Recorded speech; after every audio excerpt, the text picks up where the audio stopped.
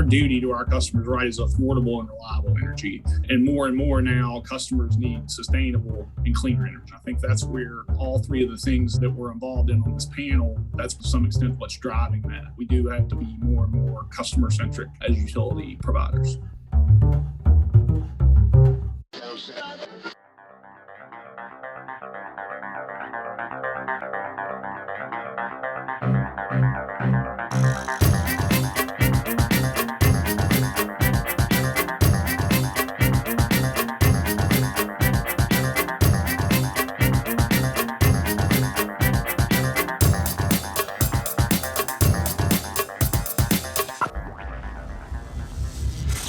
This is Energy Cast, and I'm Jay Dowenhauer.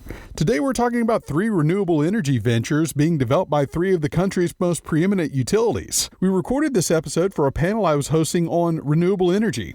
That was the assignment I was given for this panel. Talk about renewable energy. But getting my 3 guests to all come from the utility space brought this conversation into focus. For one, utilities are under pressure to go greener. This is why you've seen nearly all of them commit to net zero carbon emissions by 2050 or similar pledges. There's also a push to decentralize energy, so you might see more 10 megawatt solar farms and fewer 1,000 megawatt power plants. One of my panelists discusses how they are developing solutions for clients rather than selling them power outright. This may include financing, permitting, building, interconnecting, owning, and operating an asset on a customer's property. In exchange, the customer pays the utility a fixed rate for several years. My panelist says it makes both sides happy. We've discussed these fixed rate and utility as a service business models back in episode 77. I was also fascinated with the strategic partnerships all 3 of my guest companies have made. While partnerships on big energy projects are nothing new, these projects themselves are new, whether it be renewable natural gas or offshore wind. Bringing in an experienced partner on new ventures like these are smart business. It's my guess that these partnerships, combined with the push for more renewable and distributed generation, will result in even more power partnerships.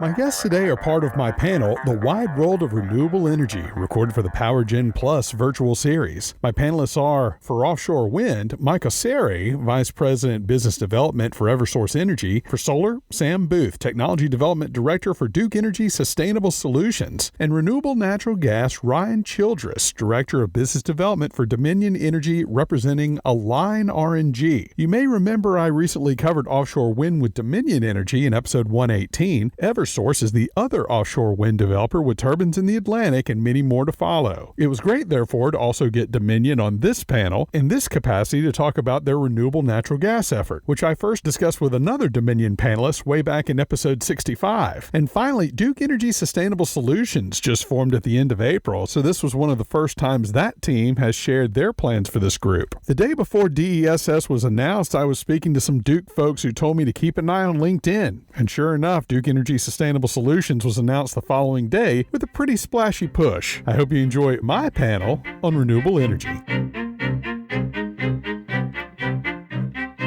How's everybody doing today? Thank you for joining us this afternoon. My name is Jay Dowenhauer, host of the Energy Cast podcast now in its 5th year. And when it came time to organize a panel on the wide world of renewable energy, I seriously had to ask what hasn't been said on the topic of renewable energy. So what's been interesting to me about renewables is that it's allowed a lot of smaller companies to get into the space, from contracting, EPC, all the way to merchant generation. So the way into this panel, as I saw it, was to see how our nation's utilities are getting into the act. And these 3 utilities are going through some very different projects, but they have a few interesting things in common. They are listening to public desires. They're expanding into these renewable sectors, many for the first time, and they're also adding strategic partners, which we'll be discussing as well. So to begin, I'll introduce the 3 panelists. They'll give 5-minute presentations, and then we'll go straight to the questions for the rest of the panel. For renewable natural gas, we have Ryan Childress, Director of Business Development for Dominion Energy, representing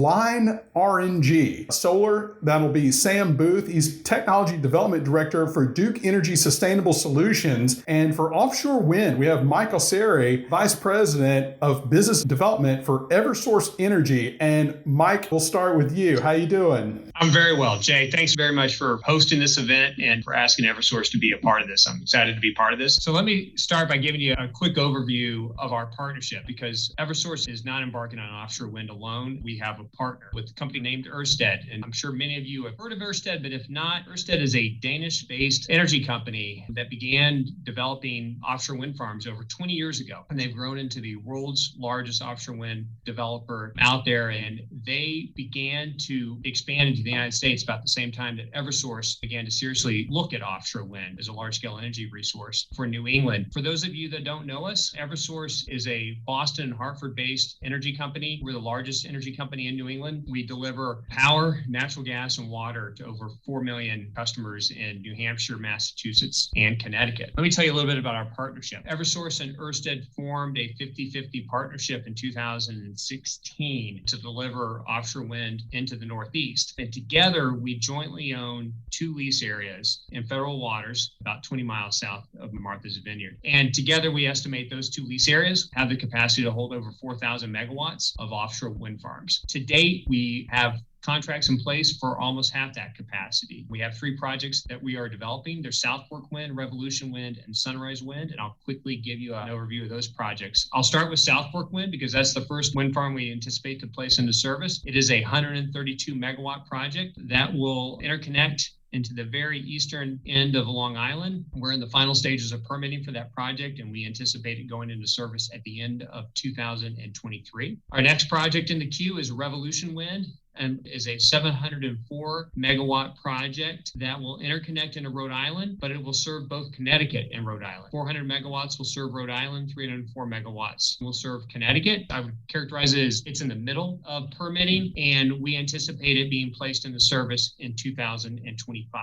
And then finally, our third project is Sunrise Wind. And Sunrise Wind was awarded to Eversource and Ørsted as part of New York's first large-scale offshore wind RFP in 2019. It is a 924 megawatt project, so it is our largest project. It will interconnect further west into Long Island, and we are waiting for the federal government to actually officially commence the environmental review of this project. But based on the schedule that comes out, when they start that review, we anticipate this project also being placed into service in 2025. I thought just quickly I would touch on 2 infrastructure initiatives that are related. So one of the projects is the redevelopment of a pier here in Connecticut. We're co-investing this to turn it into a wind turbine pre-assembly hub. And then the final initiative, and I thought of this because we have Dominion on the panel as well, is a charter agreement we recently entered into with Dominion. Dominion's in the midst of building the first ever U.S.-built offshore wind turbine installation vessel. This is significant because it'll also be the largest of its kind in its world. So we're very proud and excited to be partnered with Dominion on this.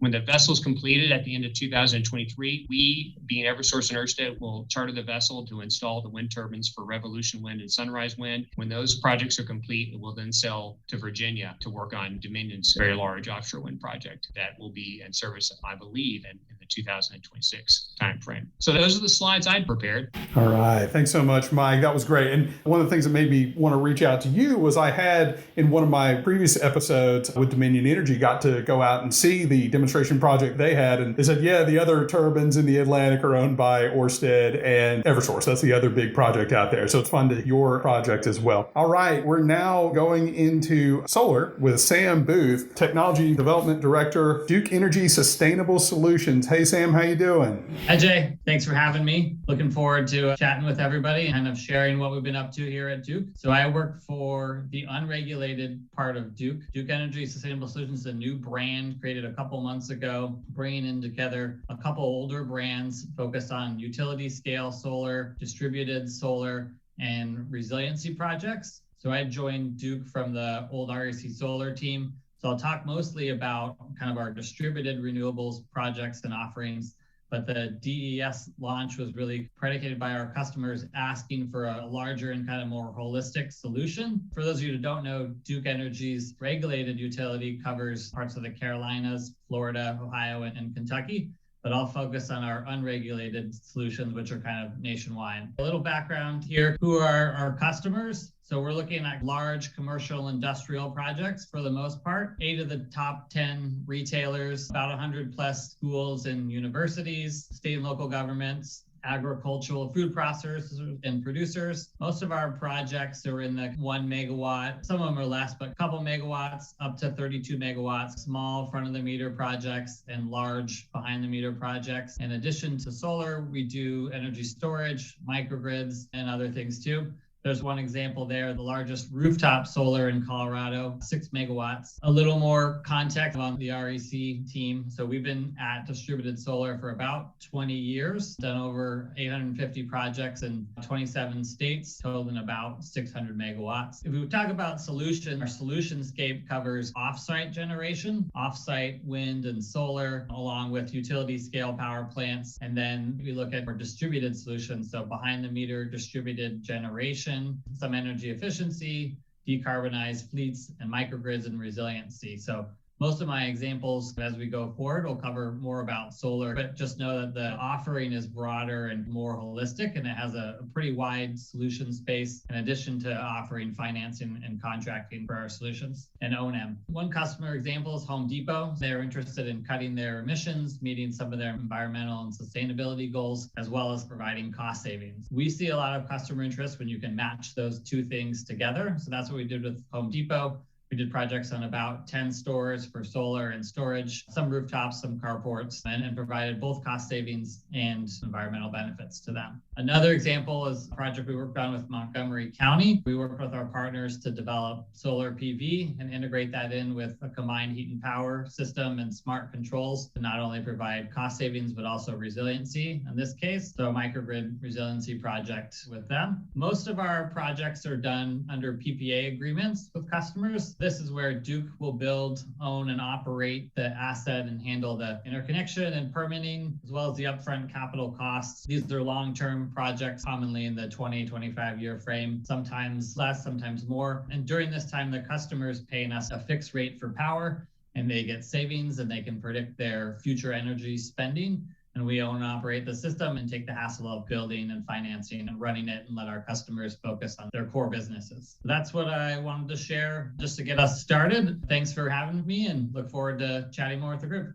You bet. Thank you, Sam. And then finally, we have Ryan Childress, Director of Business Development for Dominion Energy, representing Align RNG. Ryan, how you doing? Great, Jay. Thanks for having me. Excited to be part of this panel. I do work for Dominion. We also put together a couple of joint ventures. I'll talk about that in a second around RNG. For those of you not familiar, we're a very large diversified energy company, utility company, over 7.5 million customers, and very focused right now, like all of our sister companies, on delivering more and more sustainable energy to our customers. So RNG, what is RNG? Some of you may know, some of you may not. RNG is actually a waste to energy product. Anything that decomposes organically puts off biogas. That's landfills, hog dairy farms, food waste installations, and anywhere there's organic material. Our focus is on hog and dairy farms. There are 4 really important things to remember about RNG. The most important thing I'd want you to remember and take away from this is that it's actually a carbon negative fuel. By capturing and upgrading this RNG, you're actually taking more carbon out of the atmosphere than is put back in the atmosphere after it's used in a heating or electrical application.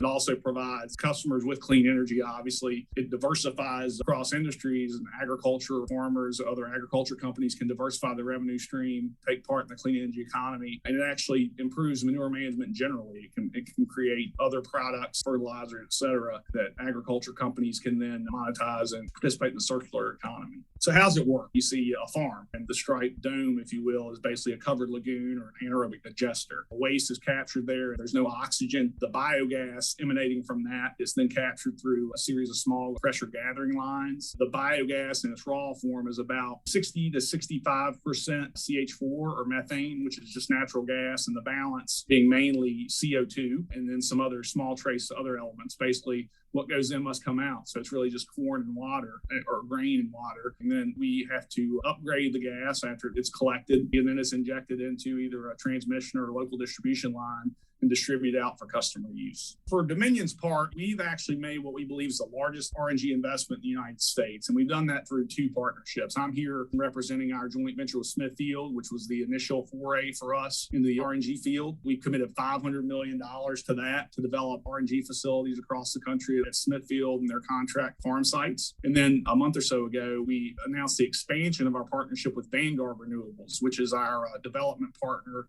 along with the Dairy Farmers of America to develop RNG facilities on dairy farms across the country. Altogether, that's more than $1.5 billion of commitment over the next decade or so that we're going to be deploying across the country to develop these clean energy sites. This is a rendering of where we're currently developing projects. You can see they're coast to coast and not necessarily in our utility footprint. Some are, as you can see in Virginia or North Carolina, where we do have assets. But really, you're going to where the agricultural activity is. I'm sure we'll talk about this more, whether it's solar, microgrids, or offshore wind. Our customers and all of our stakeholders, frankly, want more sustainable and clean energy solutions. And RNG is a great way for us to decarbonize the gas distribution and transmission sector. Methane as a greenhouse gas is 25 times more intense. Methane reduction is key for the natural gas industry as we address climate change and decarbonize. The investments we'll make are equal to taking 1.2 million cars off the road annually. So big bang for your buck from a carbon reduction standpoint. The usage it's a great complement to other renewables, right? Solar and wind, we're huge proponents of those. They're very important for our customers, very important for decarbonizing and working towards a net zero future. But natural gas is going to have to be part of that solution because we need energy 24/7. Natural gas is always there. Renewable natural gas is interchangeable with traditional gas. It's able to leverage that existing pipeline and infrastructure system we have to provide reliable source of energy 24/7, 365 across all sorts of different applications, whether it's PowerGen, home heating and cooking, or even in transportation for fuel switching, getting away from the carbon intensity of gasoline-based or diesel-based fuels. I appreciate the opportunity to be part of this. Look forward to answering some questions and having some conversation back and forth with the rest of the panel. So thanks, Jay. You bet. And Ryan, the first question is for you. I heard about Align for the first time in mid-2019. Bruce McKay did a panel for us. Personally, I spent several years in the oil field during the early days of the shale boom. Certainly, RNG has many benefits for its suppliers and for the offsets it creates compared to traditional natural gas. So who are your customers for this and why do they want RNG? Sure, it's a great question, Jay. The short answer is any natural gas customer is an RNG customer, whether they're an industrial customer that has thermal needs, that runs a process that might only work with natural gas. There are lots of those chip manufacturers, et cetera, that they're going to have to keep running boilers that rely heavily on natural gas, but also colleges and universities, cities that have net zero goals. We have to continue to find ways to decarbonize the natural gas system, and this is a great way to do it because it's carbon negative, it's interchangeable with any other source of natural gas. And so basically any customer, Jay, that has sustainability goals and needs natural gas, RNG is a great fit for them. Thank you. Sam, it's certainly possible for clients to buy clean energy in the form of renewable energy credits, but you're seeing more projects done on behalf of clients. I think you might have mentioned a few of them. What are some of the main drivers for your customers to develop their own projects as opposed to just buy clean energy? Yeah, I think a lot of them want to do both and want to have on-site generation that feeds their load directly and that their customers can see and touch and feel. It feels like that's part of their goal a lot of the time. So I think what we see is tends to be a mix. If you have the space to put the on-site generation, a lot of customers will want to do that in the markets where it makes sense and maybe also look at RECs. We have a lot of customers that have large rooftops, kind of parking lots, places with enough space for renewables. So that's one of the things I think is driving that is there's just the ability to host it on site. And then there's increasing interest in having the tangible assets on site as opposed to just the RECs. And the falling prices of renewables, I think also make that more common, more likely the economics work in more places and more markets these days, perhaps than they did a few years ago.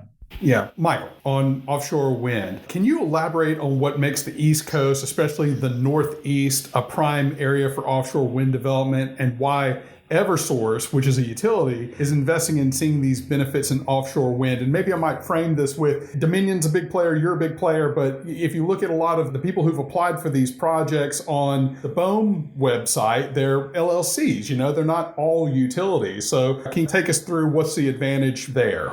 Sure. Let me start with why we see offshore wind being a good fit for the Northeast. It's really three factors. One is, especially off of the shores of New England, we have the best wind conditions in the U.S. Another important factor is, and this is huge, is that the waters are relatively shallow, pretty far out to sea. And that's important for at least foundation technology that we have today. And then finally, these conditions about good wind speeds and shallow waters are very close to very large population centers. In our case, close to New York City, close to Boston. Now, why EverSource? What drew us to offshore wind, in addition to all those, were we had been monitoring what was occurring in Europe, and we saw prices come down significantly because all the states have very significant clean energy goals, but we needed to do it in a cost-responsible manner. What really caught our eye was in the 2015 timeframe was we saw really dramatic drops in the price of offshore wind energy in Europe.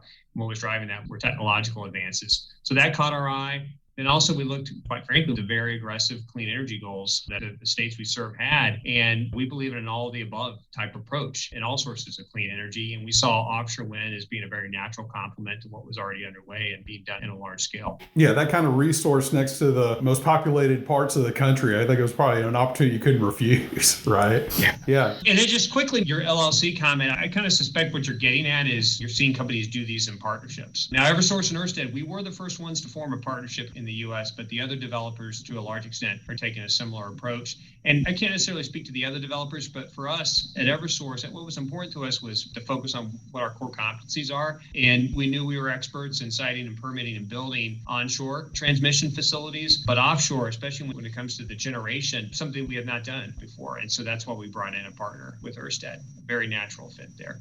Yeah. There's a couple of questions here for just everybody. I wanted to find what some of the connective tissue was between the three of you. And maybe it's my imagination, but it seems like large utilities like yours are getting more comfortable working outside your regulated territories. Is this where all the new action is? I can start on that one. I wouldn't say it's where all the action is, but I think there's significant interest. What we saw is significant interest from our customers in kind of holistic solutions. So if you think about some of those customers like Home Depot that have national footprints and want to work with partners that can serve their national footprints. That's kind of one of the things that maybe drove our brand creation and launch. Other things we're seeing along those regards is customers are asking for things that are beyond one offering, maybe not just solar, but having partners that can supply distributed generation, RECs, resiliency, a holistic set of solutions to help them meet their goals because they have multifaceted goals also. So we see an opportunity in both places, but certainly there seems to be increasing demand for solutions outside of a footprint for us. And I'd follow up on what Sam's saying there. I completely agree. I mean, we're very focused on delivering sustainable solutions through our regulated footprint, but it's also important to look at what customers want. And for us, one of the things we like about the RNG partnerships we've put together is that they allow us to sort of partner across industries, whether it's with the agriculture industry and the RNG example, and also to go out and help our customers decarbonize through fleets, for example. RNG can be used, as I mentioned, as a transportation fuel. And so that allows us to actually help solve some other solutions where folks are looking to decarbonize. I think it's important to have a balance between the large folks we have in our regulated footprint, but also look for unregulated opportunities to serve customers as well. And I'll just touch on the offshore wind briefly, consistent with Ryan and Sam's answer on this one. EverSource, when we first embarked on offshore wind, we were not seeking specifically to expand outside of our footprint. We were looking really to provide a solution to the states we serve and the customers and what they were asking for. Now that has led us not far out of footprint, but it led us into New York. But really what we were focused on was solving a problem. Yeah. One of the reasons I wanted to have all three of my panelists be from utilities is talk about the benefits of scale that you have. In the case of Duke Energy Sustainable Solutions, it was a reorganization last April, but that goal was to be a one-stop shop. I think you consolidated about 3 groups into that. Do all 3 of you see this as a model being replicated for everyone? More of a utility as a service, try to benefit from all the resources that you have? I'll take a shot at that, Jay. I think one of the things we always talk about, our duty to our customers, right, is affordable and reliable energy. And more now, customers need sustainable and cleaner energy. And so it's becoming a requirement of our customers. For our part, we're trying to be very, very focused on customer needs. So reliability is always key, safety is always key, affordability is key, but more and more sustainability is key. We have to listen to the customers, listen to stakeholders, and try to deliver that. And I think that's where all 3 of the things that we're involved in on this panel, that's probably to some extent what's driving that we do have to be more and more customer centric as utility providers. Yeah, from an EverSource perspective, it's really the exact same place that Ryan and Dominion are, really focused on the needs of the states we serve and the customers. And in the case of offshore wind, our focus was we knew we could do bringing in a partner where we needed additional expertise with the end goal inside of really making significant progress towards the renewable energy goals up here in the New England and Northeast area. I'll second that or third that as I think it's a response to customer desire and change. And customers are not asking for renewables at any price. They're asking for reliable, cost-effective renewables. So it's just adding to the mix. So the supply is getting more diversified, let's say, and the ask is getting more diverse, but it doesn't come at a cost to anything. I think it's changing desires and needs, and the market's evolving a little bit, and the utilities are trying to evolve to accommodate that.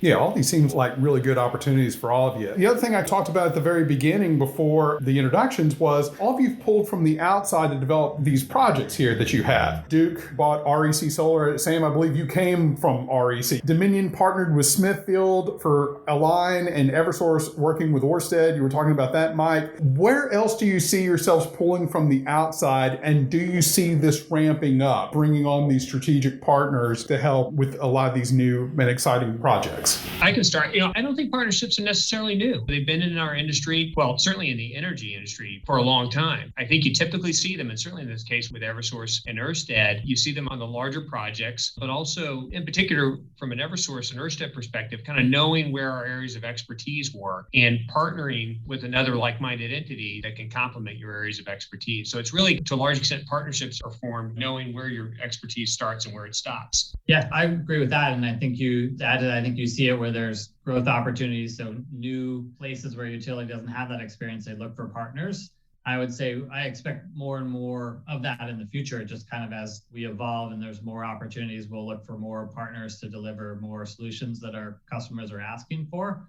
But I think there's lots of exciting things on the horizon that you'll see more of that. But I agree also, I guess, with Michael in that it's not new. There's probably always been partnerships in this space. It's just partnerships focused on different things these days. Yeah, I would agree. We've done partnerships for a long time, right? Even back when, our company's changed a lot over the years when we were in the E&P business or in the true traditional midstream business. We had partners there, folks that had expertise running those sorts of assets. For us, Smithfield, Vanguard, Dairy Farmers of America, they're experts in agriculture. We're experts in energy. So it's a really great fit. As Sam and Mike said, it's good business to find folks that know what they're doing and partner with them. I think that's what we've all done here. Is knowing what you don't know is a very important thing to do, and finding the right partner that has that expertise and finding the right type of working relationship is really important to execute good businesses.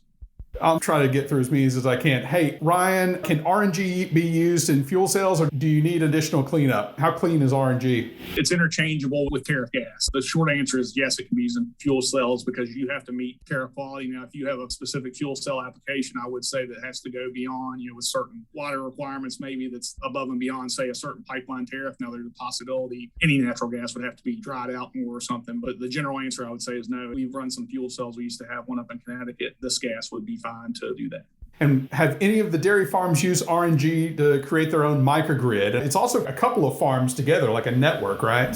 Yeah, so our actual business model is networking these together. You talked about scale earlier. For us, that's important. We take these farms and network them together. There have been a few. I think there is one project, if I'm thinking right, in North Carolina that's done a microgrid with RNG and some solar and some other things. Some of the ag operators are getting more interested in solar too, right? They're landowners. They want to see if they can co-locate. We certainly have had those discussions. We have not done a microgrid per se, just on a farm level at this point, but I'll never say never because things have changed. If you'd asked me 3 years ago if I would be running an RNG business, I'd have told you no. The world's changing pretty quick. Yeah. Mike, I got two for you. This reminds me a lot of the questions we would always see about nuclear, especially as they were building new nuclear plants. Offshore wind is huge in Europe, but in its infancy here, with very little experience, I think they're talking about the vendors. Is the U.S. EPC and utility infrastructure making good time to be ready for this if offshore takes off? You've got tons of projects ready to go live by the mid-2020s. What about all the vendors that needs to be in place for that? Yeah, no, it's a great question. As I described earlier, we have the 3 projects we're developing. To a large extent, those 3 projects are being built in very similar timeframes. For certain scopes of work, we're actually procuring for all 3 projects simultaneously. But I guess the quick answer to the question is yes, it's a very mature industry in Europe and very new here, but we've made good progress, excellent progress, actually procuring all the major scopes of work for our project, from the wind turbines to the foundations, et cetera. cetera, we are not encountering any significant obstacles, I would say, at this point to building and sourcing our projects. Now, I do believe as the market takes off and continues to mature here in the U.S., you'll see more of that manufacturing come here to the U.S. The Dominion vessel is a great example of that. That ship is actually being built in Texas and being sourced with steel from several U.S. states. So I think over time, we'll see more of that come to the U.S. But in the meantime, a combination of U.S. and European sourced equipment is how you get there.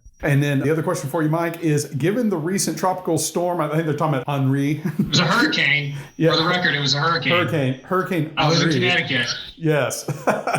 Good times. And the likelihood of more similar, stronger storms in the near future, what's the plan for maintenance on these turbines and how they deal with major storms? Just anything in the Atlantic, right? How they handle hurricanes? That's a great question. And certainly that was one of the areas that we did a lot of research before we embarked on this venture with Ørsted. So the wind turbines are designed for the worst weather conditions you can imagine for the region that you're developing it in. And each turbine is specifically designed. We're installing it, and same with foundations, same with the offshore substations. So they're designed to withstand the weather like we saw last weekend. And the key is to design. From a maintenance standpoint, you do your routine maintenance, but it really is designing the structural strength to withstand. And so there's 8 turbines spinning right now in the U.S. offshore. 2 of them are in Ryan's neck of the woods. And there's 6 up here, offshore Connecticut, offshore Block Island. And that's actually where Henri technically made landfall first, was Block Island. And those turbines are all fine. Yeah, I think one of the things that I heard about when I was on the cruise with Dominion back in June was they can turn the turbines flush with the wind. They do. The blades are feathered, and if the wind speeds are strong enough, it's probably not the right technical term, but you let it pinwheel. You let it spin. Sam, it's early days for Sustainable Solutions. It's only been around since April. Maybe we can just incorporate the 3 legacy companies that have been part of that. But the question I had was, what's the largest storage project you've delivered? 6 megawatt hours is the largest delivered one. I think we've got one that's about 10 in the works, and that's kind of distributed side. I think the utility scale ones are larger than that. That goes into one of the questions I had, which were utilities are traditionally risk averse, and for good reason. For instance, no one wants to be the first to develop $1 billion project, but that's not really the model anymore, as you guys can give examples for. You're seeing smaller, more, I know this word's being bandied about a lot, distributed generation. Mike, with one of your guys, I even said, hey, define distributed generation. And I think the answer was basically 5 megs and below. Do you think there's more room for experimentation with these renewable ventures than something more capital heavy like small modular nuclear or carbon capture? And Mike, again with you, offshore wind, I know you're doing 120 plus turbines, but it's kind of modular. So what do you all think about the opportunities to do a lot of different kinds of projects that maybe aren't the biggest projects in the whole world? To solve the climate crisis, to meet the state's clean energy goals, you need all of the above. And then the other thing too is you're not just solving for electrical load today. You got to think about the future. And as we further electrify the economy and move to electric vehicles and other uses for electricity, demand's just going to grow. I think we need to focus on developing all these technologies. I think that's absolutely right. I mean, I think it's changing. We're having to be more agile. We're even looking at things like hydrogen, right? I think hydrogen, green hydrogen or blue hydrogen, it's going to play a role. I think it's still early. I think there's a lot of technical feasibility that needs to be figured out, how it behaves in the pipeline system. But Mike's absolutely right. It's going to be a portfolio approach to address the clean energy standards all the stakeholders we're working with are demanding. And frankly, as the energy mix changes, we're going to keep looking at new technologies, new investment opportunities, which will have to start smaller, right? We'll have to do pilot projects and those sorts of things to figure out what works and what's the right way to deploy then larger capital to solve some of these problems. Yeah, I agree with that. I guess the 2 things I'll add to that is what we see is you get, really large economies of scale, maybe like you're mentioning with large projects. With the smaller distributed projects, you get more like economies of scale with manufacturing, right? So you manufacture solar panels at scale, or you manufacture batteries at scale, and you distribute them. What we're seeing more and more is historically we did pretty much just solar projects, and we see a lot more batteries with our solar. Coupled with solar, those make a lot more economic sense and a lot more interest and demand for resiliency. So we see innovation, maybe to your point of adding on to the distributed generation, but coupling the solar with other newer technologies, batteries, microgrids, and maybe hybrid systems too, where you have a mix of technologies and you can experiment a little bit more at that kind of hybridization and small scale. All right, guys, I'll do two more questions here. This one's a little dicey, but we'll see how you want to go at it. It's clear the public wants more renewables and clean energy, and that's what all of your companies are promoting to the public. It's good PR. But does that create a challenge when it comes to reliability? Do you think that the public fully understands intermittency and the need to have resiliency and a balanced portfolio? Because renewables has all these benefits and everything, but it can be intermittent at times. How do you think that should be balanced, that messaging? I'll take a shot at that first. I think it's interesting. One of the questions was, are offshore wind farms resilient to storms? Our job as utilities is to make sure that they are, because reliability is absolutely the bedrock of what we do. One of the things we always talk about at Dominion is when you get up in the morning and flip the light switch, you don't think of all the man hours and woman hours and all the investment that had to happen to make the lights come on. You just expect it to happen, right? We all take it for granted. And so I think reliable energy is just a fact of life. That's always going to be first in whatever we do. But we are going to have to be more sustainable. We are going to have to find carbon reduction tools, but reliability is never going away. I don't know about Sam or Mike. The calls we get are when the power is off, right? They're much more, that's when people are calling you immediately, right? And our neighbors, right? If they know you work at Eversource or Duke or Dominion Energy and your lights are off, they're coming over and knock on your door saying, when are the lights going to be back on? So I think reliability is absolutely key. I think it's key. I don't think there's a trade-off there. I think you can deliver both. I think you can deliver large amounts of renewables and reliability at the same time. It's just a matter of doing it correctly, kind of like we've been talking about, and designing correctly and planning and doing all the things you need to balance out intermittency in your power system. And there's a lot of ways to approach that. And there's a lot of proven solutions for that. So it's implementing those correctly, but I don't see a conflict there. I can't say any better than Sam and Ryan. I mean, you don't want customers to understand a thing about intermittency. You just want the power to be on a reliable basis. As Ryan said, you want the switch to work in the morning, and that's it. So that challenge is on us and on the grid operators to make sure that happens. And then finally, last question for everybody. This is very high level. What do your projects say about the evolving model of the American utility? I think the utility industry is always evolving. There's really no such thing as a sleepy utility. Energy policy, what customers expect, is always evolving in the context of reliability, in context of affordability, or now what we've been talking about is sustainability and where the energy comes from. And I think we've always been evolving. And the utilities are in a unique spot in that we know the communities we serve. We know what's important to our customers. We're here. We're kind of the hometown team, if you will. We're just in a position where we really understand what it is they expect around their power. If you look back over history, we're constantly evolving and reinventing.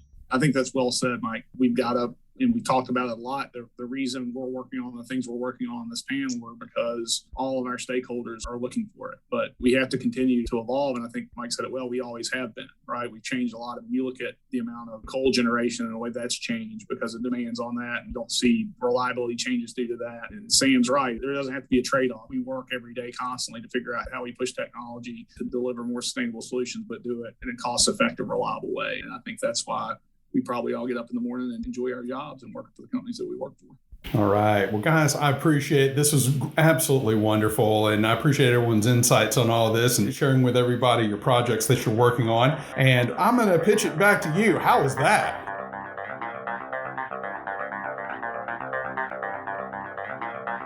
That was my panel on renewable energy with Michael Osseri from Eversource Energy, Sam Booth from Duke Energy Sustainable Solutions, and Ryan Childress from Dominion Energy representing Align RNG. I want to thank my panelists for their time, as well as Rod Walton and the team at PowerGen for giving us this platform. You can find plenty of pictures and the presentations for this episode on energy-cast.com, as well as on Instagram and Parler at Host Energy and Twitter at Host Energy Cast. All guests are sent the raw and completed audio the week of release. So far, no complaints. Be sure to leave us a positive review on iTunes. That gets the word out. Music was produced by Sean Stroop at Stroop Loops. That wraps up episode 122. Be sure to join us next week when we learn how the best way to inspect power plants is to stick a robot on them. Literally. Until then, I'm Jay Downhauer. We'll see you next time.